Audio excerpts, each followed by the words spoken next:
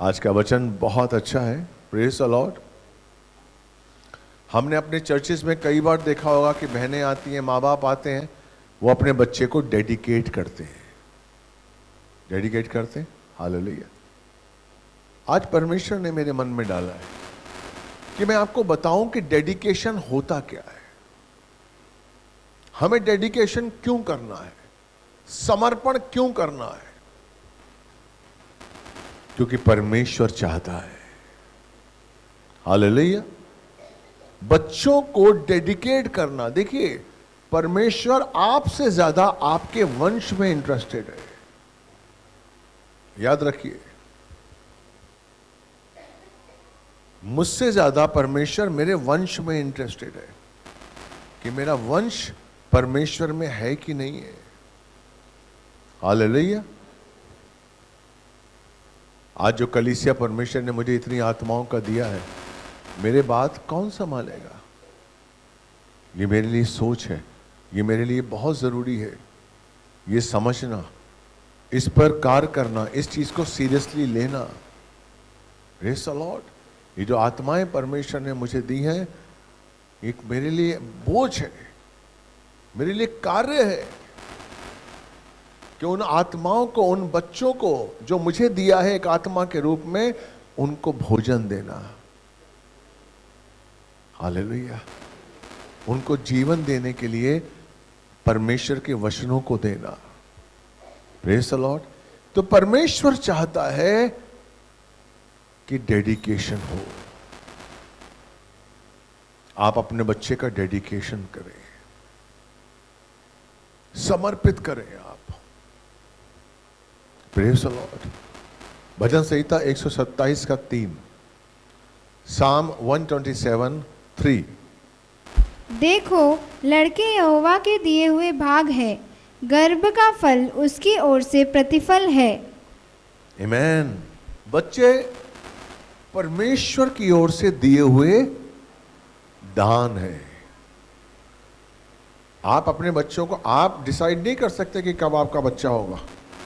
You can't decide कि मेरी शादी हो गई है, अब अगले साल बच्चा होगा। कर सकते हैं?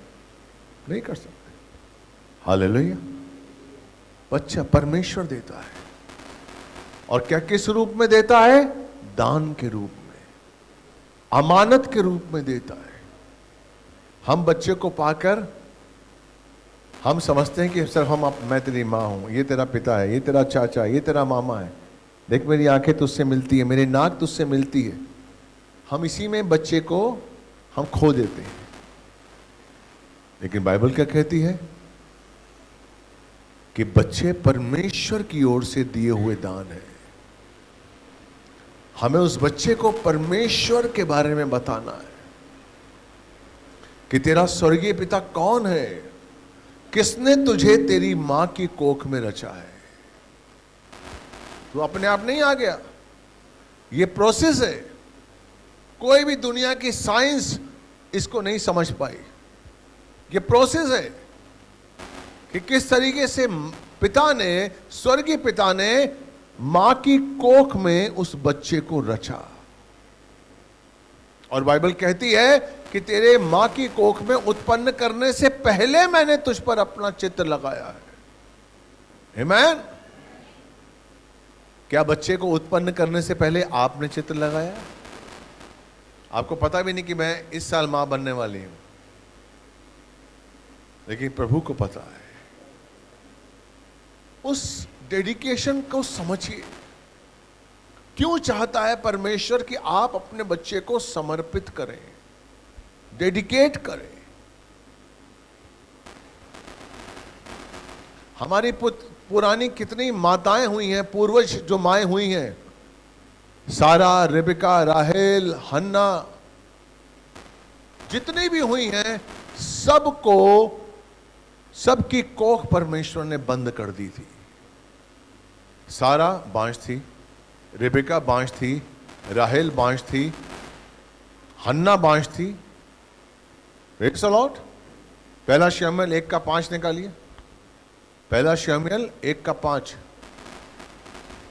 परंतु हन्ना को वो दूना दान दिया करता था, क्योंकि वो हन्ना से प्रीति रखता था। तो भी यहोवा ने उसकी कोख बंद कर रखी थी। किसने कर रखी थी? आमीन। कोई पर्पस था। क्यों पुरानी सदी में हमारी जितनी पूर्वज माएं हुई हैं उनकी कोख बंद कर दी थी?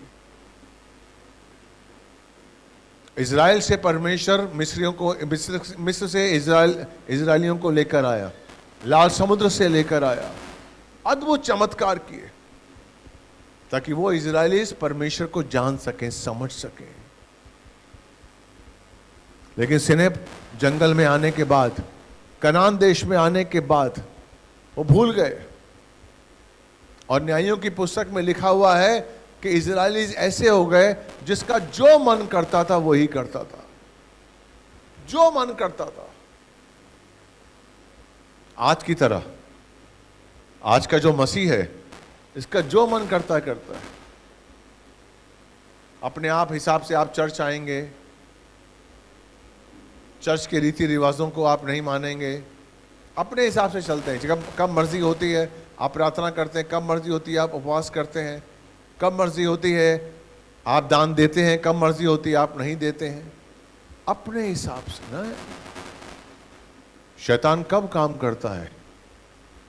जब आप नियमों से हट जाते हैं। जब आप नियम के द्वारा काम जिंदगी में नहीं करेंगे, शैतान आ जाएगा। नियम एक वाचा है। परमेश्वर ने आपके संग वाचा बांधी है, हमें उस वाचा को समझना है। जब एक बच्चा परमेश्वर आपको देता है तो आपके संग वाचा बांधता है कि बच्चे परमेश्वर की ओर से दान है। बच्चे आपको यूं ही नहीं मिल गए, क्या आप अपनी इच्छाएं पूरी कर रहे हैं? आपका बच्चा जब आपके जीवन में आता, आप अपनी इच्छाओं को उसके संग पूरा करते हैं। जो मैं नहीं कर सका मेरा बच्चा करेगा। परमेश्वर ने क्यों रचा है उसको? उसकी योजना है। परमेश्वर ने उसके लिए अलग योजना बनाई है। हालेलुया। इसलिए जब आप डेडिकेट करते हैं तो परमेश्वर आपको बताता है कि परमेश्वर ने उसको क्यों रचा है, उसको क्यों उत्पन्न किया है। इसलिए हमारी जितनी पूर्वज माएं हुई हैं उनकी कोख बंद कर दी थी ताकि वो प्रार्थना करें, अपने बच्चे के लिए प्रार्थना करें। हालेलुया। वो मां बनने के लिए प्रार्थना करें। हन्ना प्रार्थना करती थी। एक समय था जब हन्ना कहती थी मुझे मां बनना है, मुझे बच्चा चाहिए, मुझे मां बनना है।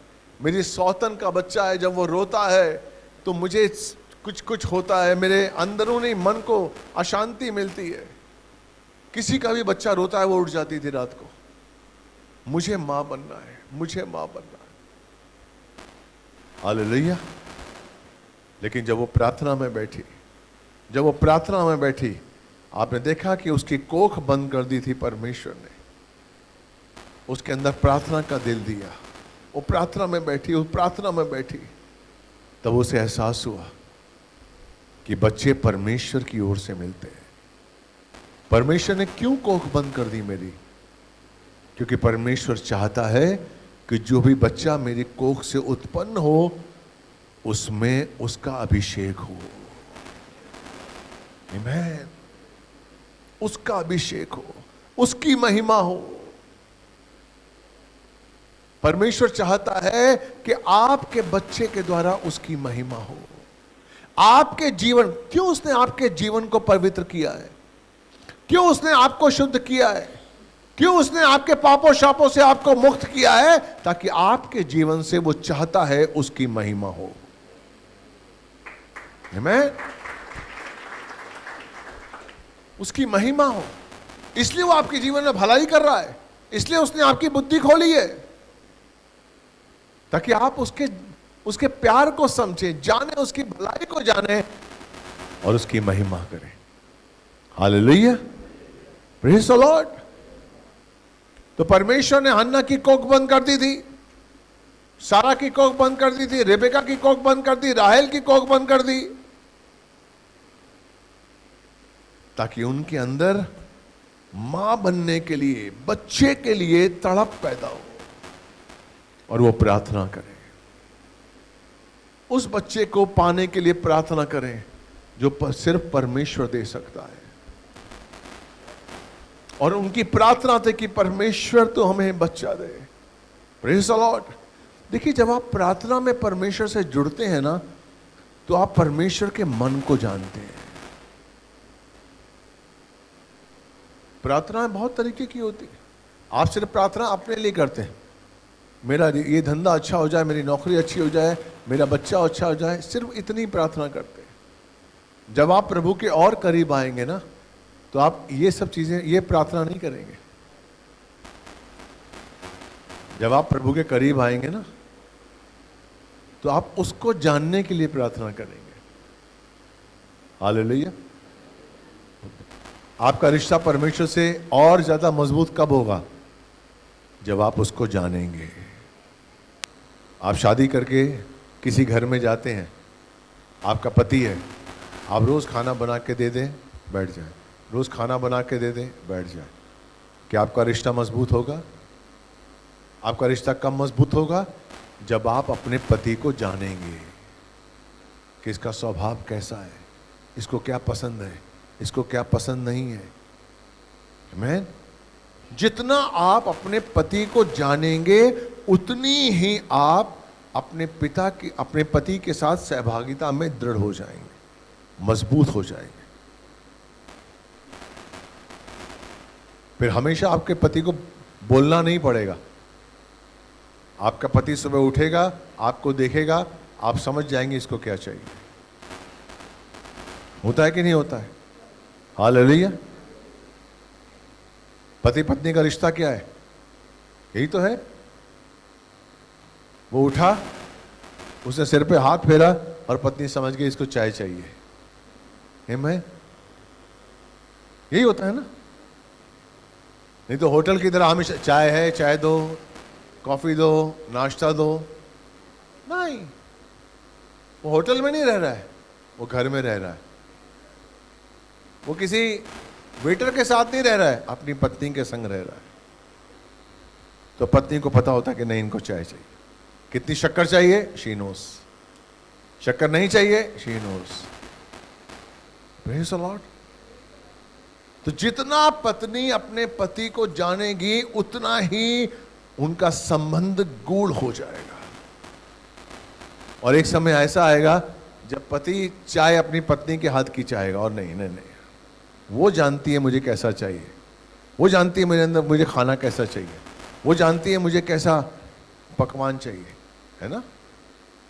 इसीलिए जितना आपका मन, जितना आप परमेश्वर से संबंध और बना लेंगे, मैं आपका सच कह रहा हूं, प्रभु आपसे हर बात बताएगा। प्रभु आपकी अपनी योजनाओं को आपसे शेयर करेगा। आपको विश्वास नहीं? उत्पत्ति 18:19 निकालिए। जेनेसिस 18:19। यहां पर सदोम और अमोरा का नाश करने के लिए परमेश्वर स्वर्ग से जमीन पर आए और इब्राहिम ने उसकी सेवा की। अब वो सदोम अमोरा को नाश करने के लिए जा रहे हैं, लेकिन उससे पहले परमेश्वर क्या सोचते हैं? यहोवा, पढ़िए 18:19। क्योंकि मैं जानता हूँ कि वह अपने पुत्रों और परिवार को जो उसके पीछे रह जाएंगे आज्ञा देगा कि वे यहोवा के मार्ग में अटल बने रहें और धर्म और न्याय करते रहें। 18 से पढ़िए, 18 से पढ़िए, 18 से। अब्राहम से तो निश्चय एक बड़ी और सामर्थी जाति उपजेगी और पृथ्वी की सारी जातियां उसके द्वारा आशीष पाएंगी। क्योंकि मैं जानता हूँ कि वह अपने पुत्रों और परिवार को जो उसके पीछे रह जाएंगे आज्ञा देगा कि वे यहोवा के मार्ग में अटल बने रहें। आमीन। वो जानता है कि इब्राहिम से बहुत आशीषें होने वाली हैं, बहुत जातियां निकलने वाली हैं, और वो जानता है कि मैं जानता हूं कि वो मेरे बारे में बताएगा कि मैं कौन हूं। वो अपने बच्चों को बताएगा, अपने वंश को बताएगा कि परमेश्वर कौन है, परमेश्वर ने कैसे उसके जीवन में काम किया, कैसे परमेश्वर काम करता, वो बताएगा आगे। और धर्म और न्याय करते रहे ताकि जो कुछ यहोवा ने अब्राहम के विषय में कहा है उसे पूरा करे। हालेलुया, आमीन। तो सदोम और अमोरा का नाश करने के लिए जब वो जा रहा था तो उसने कहा नहीं, मुझे इब्राहिम को बताना पड़ेगा कि मैं सदोम अमोरा का नाश करने जा रहा हूं। कौन था सदोम अमोरा में? उसका भतीजा लूत। मैं क्यों मैं उसको बताऊं इब्राहिम को? क्योंकि इससे वंश उत्पन्न होने वाला है और ये अपने वंश को मेरे बारे में बताएगा। क्यों परमेश्वर आपके जीवन में काम कर रहा है? ताकि आप अपने वंश को बताएं। आमीन। सबसे प्यार आप किससे करते हैं? अपने बच्चों से। कुछ भी अच्छी बात होगी सबसे पहले आप किसको बोलेंगे? अपने बच्चों को। अगर आपको कहीं कुछ अच्छा दिख गया तो आपका इच्छा होगी मनोगे नहीं यार मेरे बच्चे को पता लग गया यार ये चीज मेरे बच्चे के साथ हो जाए तो उसको भी अच्छा लगेगा, मेरे अपने बच्चे को दे दूं। आमीन, हालेलुया। यही चाहेगी ना मां बाप। इसलिए वो आपके जीवन में भलाई कर रहा है, वो आपकी बुद्धि खोल रहा है ताकि वो आपको स्पर्श करे और आप अपने बच्चों को बताएं।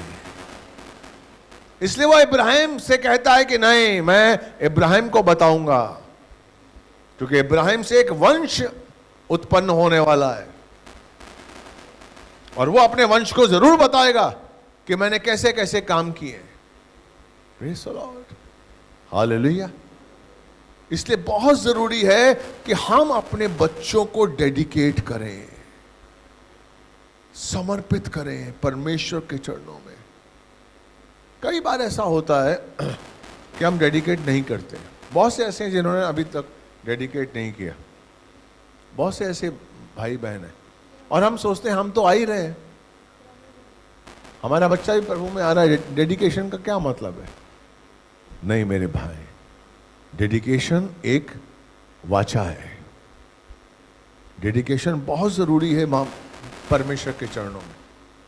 हालेलुया।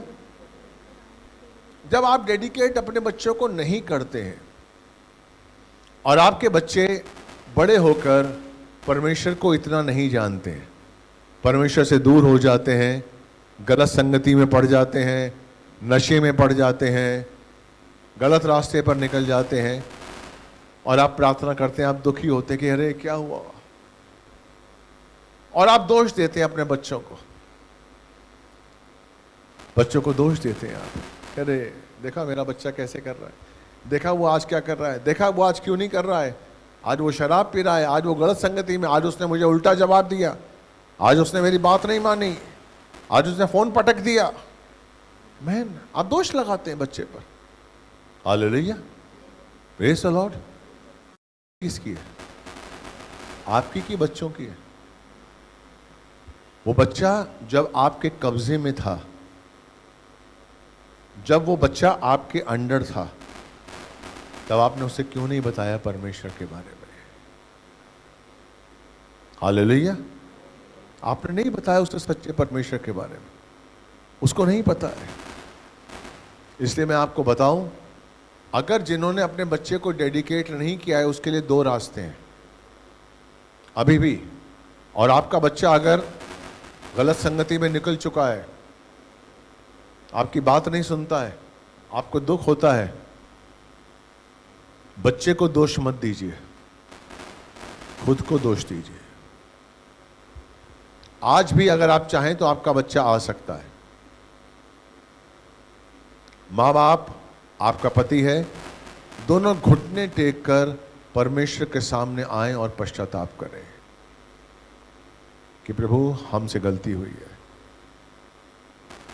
जब वो बच्चा छोटा था, जब वो हमारे अंडर था, जब वो हमारी सुनता था, हमने तेरे बारे में नहीं बताया। हम अपनी नौकरी में लगे रहे, पैसा कमाने में लगे रहे और ज़रूरतों को पूरा करने में हम लगे रहे और हमने अपने बच्चे को तेरे बारे में नहीं बताया। इसलिए पिता, पापा, हमें माफ़ कर, क्षमा कर कि मैंने वो काम नहीं किया।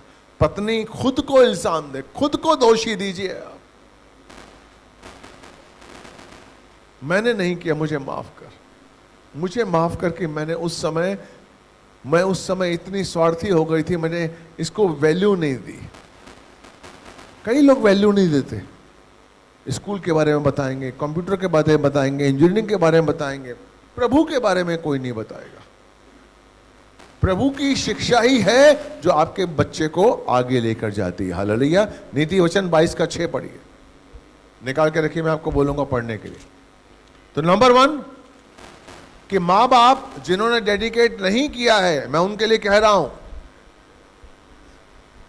कि घुटने पे आकर पश्चाताप करिए कि हमने उस समय जब बच्चा हमारे अधिकार में था, हमने उसको प्रभु तेरे बारे में नहीं बताया। अच्छी तरह पश्चाताप करिए, ऐसे मत करिए। उसके बाद दूसरी बात, रोज अपने उस बच्चे का नाम लेकर परमेश्वर से प्रार्थना करिए। रोज उसके अंदर से दुष्टात्मा को निकालिए, जो गलत दुष्टात्मा है, अंधकार की शक्तियों को निकालिए। रोज करिए। मैं आपको सच कह रहा हूं, बहुत जल्द आपका बच्चा आपके पास आएगा, प्रभु के पास आएगा। प्लीज, अगर आप चाहते हैं कि आपका वंश प्रभु को जाने, प्रार्थना करिए परमेश्वर से। मत मांगिए अपने धंधे के लिए, मत मांगिए अपने पैसों के लिए। आपका खजाना, आपकी दौलत, आपका वंश है। इसलिए उस वंश के लिए प्रार्थना करिए कि परमेश्वर मेरे वंश को छू ले। जो तूने दिया है, तेरी इच्छा से मुझे ये बेटा मिला है। वचन कहता है, मैं नहीं कह रही हूं। भजन संहिता 127:3 वो कह रहा है, तेरी ओर से, तेरी इच्छा से मुझे मेरा बच्चा मिला है। इसलिए मैं प्रार्थना करती हूं, आज मेरा बच्चा तुझे जाने, उसके मन में तुझे जानने का बोझ आए, तेरे नियमों को जाने, तेरे रहस्यों को जानने के लिए उसके मन में बोझ पैदा कर। परमेश्वर, तू कुछ भी कर सकता है, और आप जानते हैं कि परमेश्वर के लिए कुछ भी असंभव नहीं है।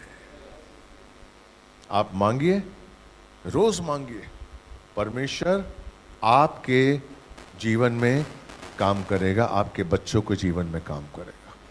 आप मांग कर देखिए, क्योंकि परमेश्वर खुद चाहता है कि आपका वंश आशीषित हो, आपका वंश जाने। Hallelujah, praise the Lord. तो यहां पर हमने देखा, हन्ना की कोख परमेश्वर ने बंद कर दी थी, और हन्ना प्रार्थना करती थी कि मुझे मैं मां बनूं, मैं मां बनूं। लेकिन जब वो प्रार्थना में बैठी, उसने महसूस किया कि मेरे परमेश्वर को मेरी जरूरत है। आपको पता है, इस संसार में परमेश्वर, जितनी जरूरत आपको है ना परमेश्वर की, उतनी जरूरत उसको भी है आपकी। याद रखिए।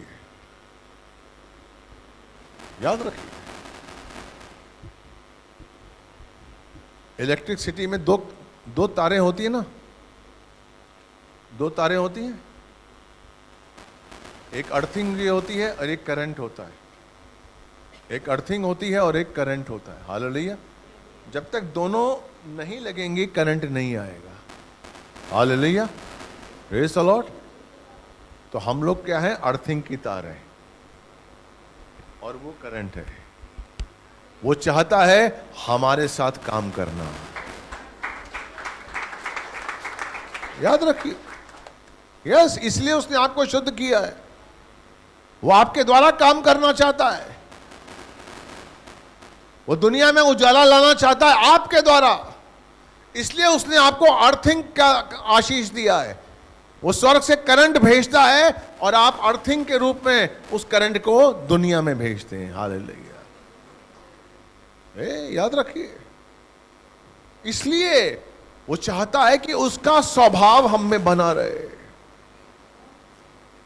क्योंकि जब तक यीशु का स्वभाव हम में होगा, तब तक हम उसको समझ पाएंगे। हालेलुया। अगर आपका बच्चा आपको समझेगा ही नहीं, तो क्या फायदा। बहुत जरूरी है कि आपका बच्चा आपको समझे। हेलो, तभी आपकी योजनाएं जो हैं आपके बच्चे के लिए, वो समझ पाएगा, हाँ मेरे बाप ने मुझे ये योजना बनाई, पापा की ये योजना है। इसलिए पापा को समझना जरूरी है बच्चे के लिए। अगर आप चाहते हैं पापा का दिया हुआ आशीष आपको मिले तो आपको अपने पिता को समझना चाहिए। अगर आप चाहते हैं कि परमेश्वर का दिए हुए आशीष, परमेश्वर की योजनाएं आपके जीवन में काम करें तो आपको परमेश्वर को जानना चाहिए, उसको समझना चाहिए। हन्ना समझ गई थी, हन्ना समझ गई थी। हालेलुया। उसने अपनी प्रार्थनाओं में परिवर्तन लाया। वो समझ गई कि नहीं, मेरे पिता को मेरी जरूरत है।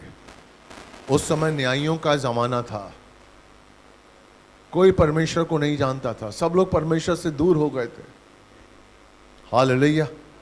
हर 50 साल के बाद, 60 साल के बाद परमेश्वर एक न्यायी चुनता था और उसके द्वारा इजरायलियों को आज़ादी देता था।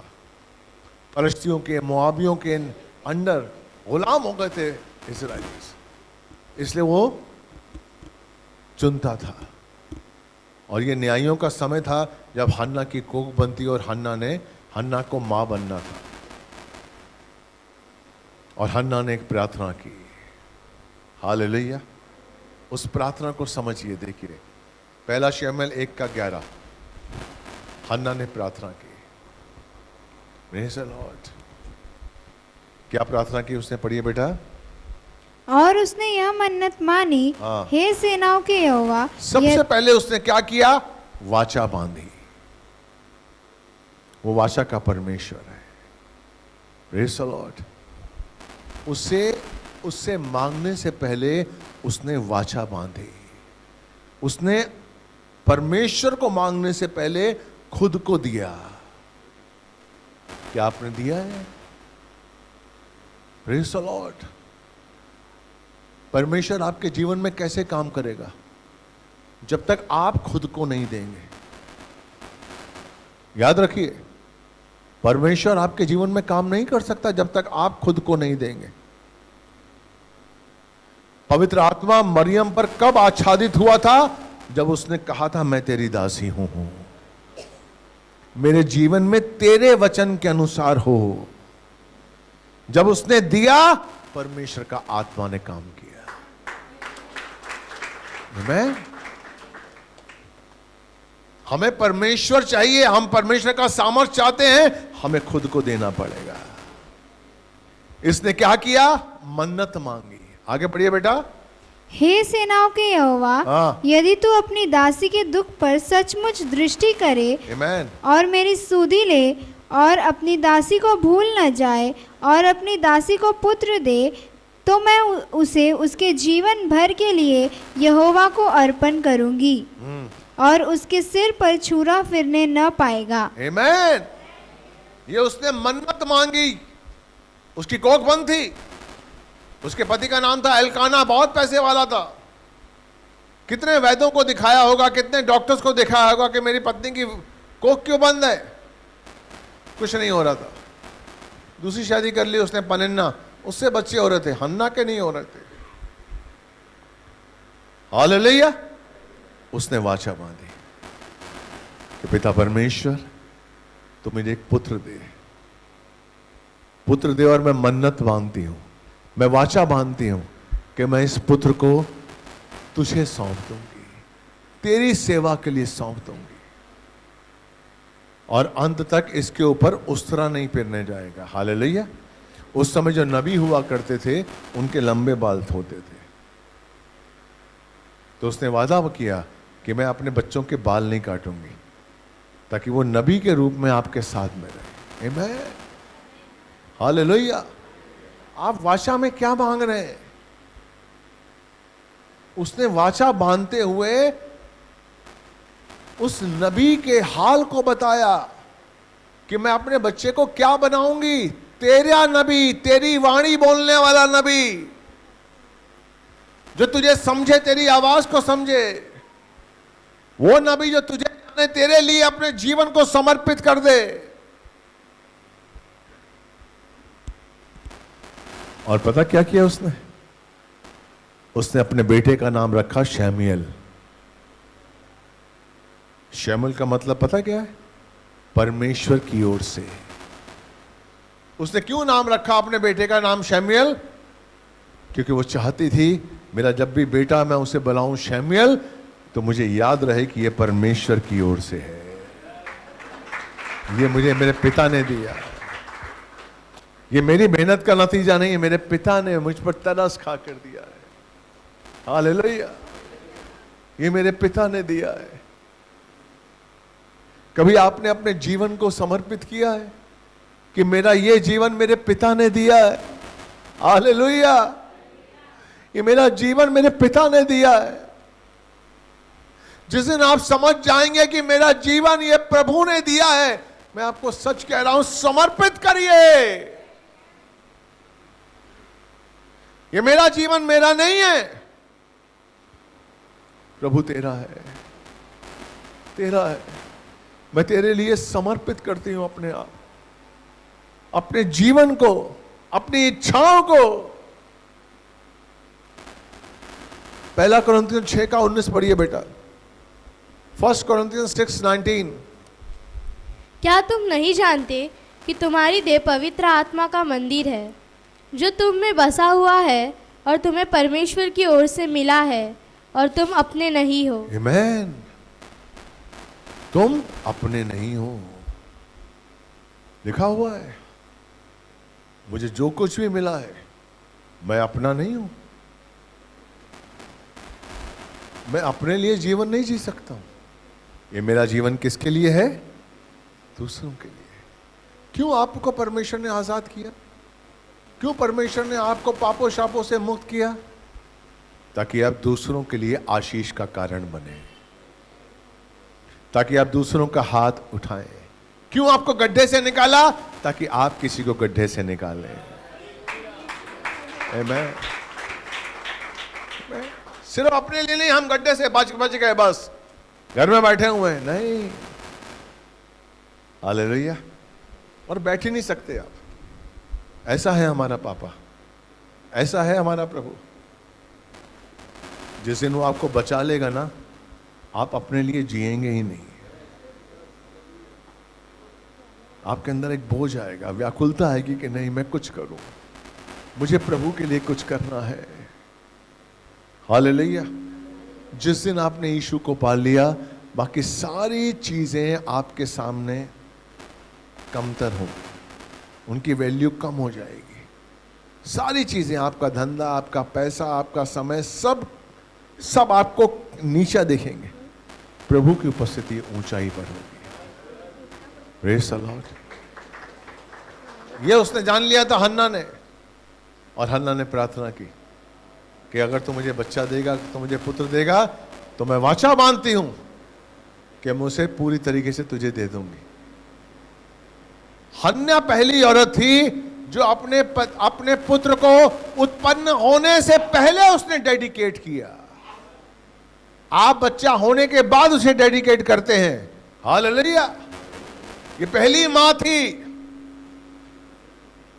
जो जान गई थी कि मुझे अपने बच्चे को डेडिकेट करना है, इसलिए उत्पन्न होने से पहले उसे डेडिकेट कर दिया था। हालेलुया। और जब बच्चा हुआ, वचन पढ़िएगा आप, पहला शमूएल 1-2-3, उसने उसका बर्थडे नहीं मनाया। हन्ना बहुत पैसे वाली थी, उसने अपने बच्चे का बर्थडे नहीं मनाया, उसके लिए खिलौने लेकर नहीं आई।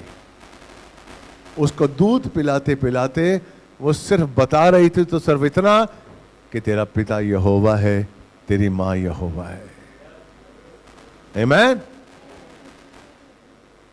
उसने बर्थडे नहीं मनाया, अपने बच्चे का बर्थडे नहीं मनाया, खिलौने लेके नहीं आई।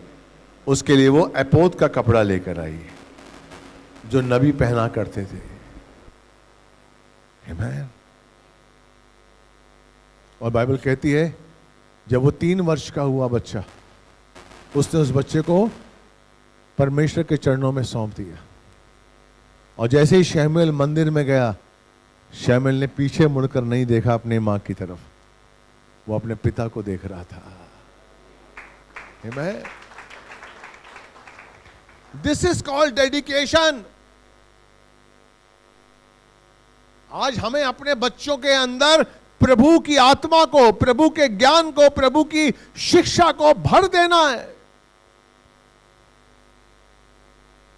क्या लिखा हुआ नीति वचन 22:6 पढ़िए।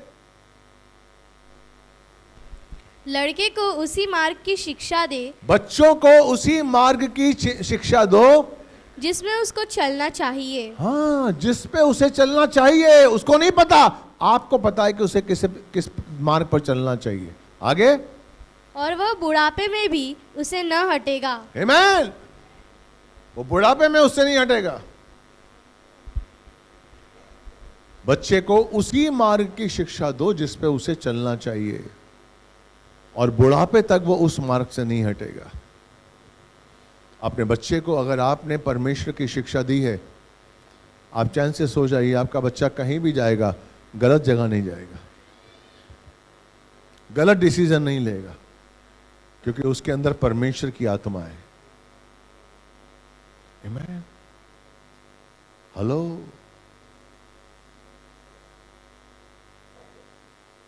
आजकल डेडिकेशन का मतलब क्या है कि चर्च में आकर डेडिकेशन करते हैं, मिठाई वगैरह खिलाते हैं सबको और खुश हो जाते हैं कि हमने प्रभु को डेडिकेट कर दिया, अब प्रभु जाने।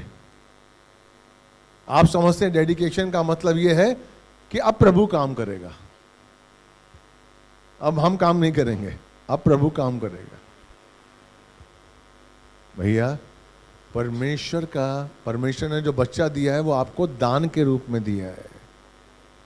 हाँ, परमेश्वर आपको शिक्षा देगा, परमेश्वर आपको बुद्धि देगा, लेकिन आपको समर्पित करना है, आपको काम करना है। ये जीवन आपको दिया है, आपको मंदिर बनाया है कि परमेश्वर ने मुझे मंदिर बनाया है। अब आप उस मंदिर को साफ करने के लिए मेहनत आपको करनी है, उस मंदिर में सफाई आपको करनी है कि कहीं कुछ गंदगी इस मंदिर में ना रहे। रोज साफ करना है उस मंदिर को जो परमेश्वर ने आपको दिया है, रोज। आमीन। परमेश्वर पर नहीं छोड़ना है कि वो संडे के संडे जानते हैं हमारा मंदिर साफ होता रहेगा, नहीं, आपको करना है। कोई गलत विचार आपके अंदर ना आए, कोई गलत भावना आपके अंदर ना आए, ये आपको देखना है। मंदिर तो उसने बना दिया आपको। हालेलुया। नूह के बारे में सुना आपने? नूह जो परमेश्वर का चुना हुआ दास था। हालेलुया।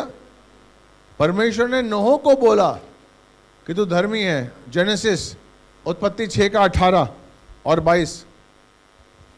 परंतु तेरे संग मैं वाचा बांधता हूँ, इसीलिए तू अपने पुत्रों, स्त्री और बहुओं समेत जहाज में प्रवेश करना। आमीन। मैं तुझसे वाचा बांधता हूं। वो वाचा का परमेश्वर है,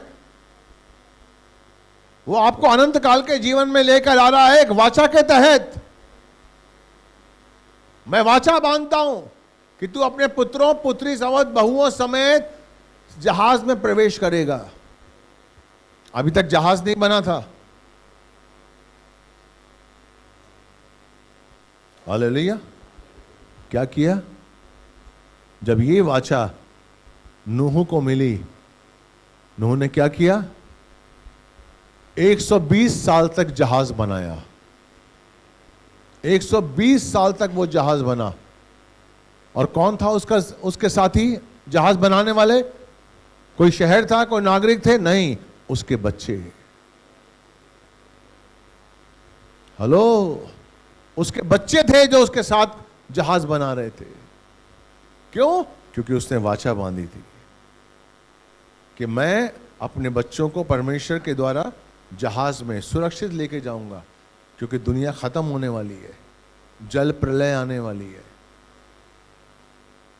हालेलुया। यीशु आने वाला है,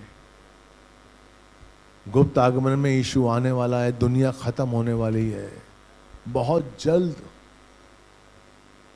नूह के समय में हुआ था, प्रलय आई थी, जल प्रलय। उस समय तक बारिश नहीं हुआ करती थी।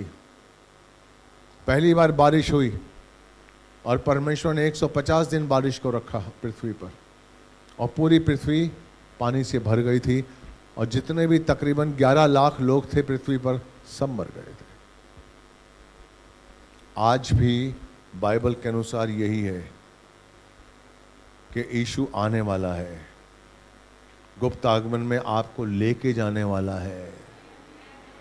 याद रखिए। अच्छी बात है आप तालियां बजा रहे हैं, अपने आप को संभालिए, अपने आप को जांचिए, परमेश्वर के योग्य बनाइए, अपने बच्चों को अपने साथ रखिए। अगर आप चाहते हैं आपके बच्चे जाएं, अपने बच्चों के लिए अभी से प्रार्थना करिए, अभी से शिक्षा दीजिए। खाना मत दीजिए, शिक्षा दीजिए। आजकल की माएँ हैं ना, अपने बच्चों को खिलाने के लिए वो फेसबुक दिखाती हैं, फोन दिखाती हैं, खाता रहे बच्चा, बस बच्चा खा ले, एक रोटी खा ले, मैगी खा ले, कुछ ना कुछ खा ले। परमेश्वर की शिक्षा देने के लिए कुछ करिए ऐसा कि मेरे बच्चे के अंदर प्रभु की शिक्षा जाए, वो यीशु को जान ले, वो उस उद्धार को जान ले, वो यीशु मसीह के नाम को जान ले। बस मेरा बच्चा इतना जान ले, ये आपके अंदर बोझ होना चाहिए। परमेश्वर आपको आशीष दे। Hallelujah, praise the lord. बिल्कुल याद रखिए। देखिए इसका 22वां वचन पढ़िए, 6 का 22वां। क्यों नूह के साथ परमेश्वर ने वाचा बांधी थी? 22वां पढ़िए, 6 का 22वां। परमेश्वर की इस आज्ञा के अनुसार नूह ने किया। हाँ, क्यों परमेश्वर को नूह क्यों पसंद था?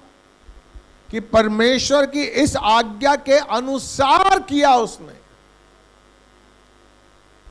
आमीन। हम लोग आज्ञाएं सुनते तो हैं, यहां से सुनते हैं, यहां से निकाल देते हैं। उसने किया। 120 साल तक उसको नाव बनाने नहीं आती थी, रेगिस्तान में रहता था वो, वहां तक पानी नहीं बरसा था, उसको नाव बनानी नहीं आती थी। उसने नाव बनानी शुरू की, वहां के लोग आए, अरे पागल नूह क्या बना रहा है? नाव बना रहा। क्यों? क्योंकि जल प्रलय आएगी, ऊपर से पानी बरसेगा। पागल हो गया? कभी आज तक पानी बरसा ऊपर से? नहीं, तो कैसे बरसेगा? कहता नहीं, प्रभु ने कहा है। लोग हंसते थे उसके ऊपर,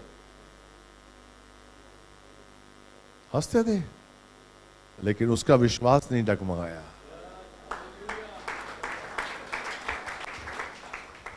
आज आप किसी से कहेंगे ना कि यीशु आएगा, हमको उड़ा के लेके जाएगा, देखिए आपका पड़ोसी हंसेगा। वो आपको हो सकता है व्हाट्सएप पे नंबर भेज दे, ये एक साइकेट्रिस्ट का नंबर है, हो सकता है भेज दे। आपके घर के बंदे आपके घर के भेज दें कि अरे यार इसका दिमाग खराब हो गया है, हम लोग उड़ के जाएंगे अब, लेकिन जाएंगे।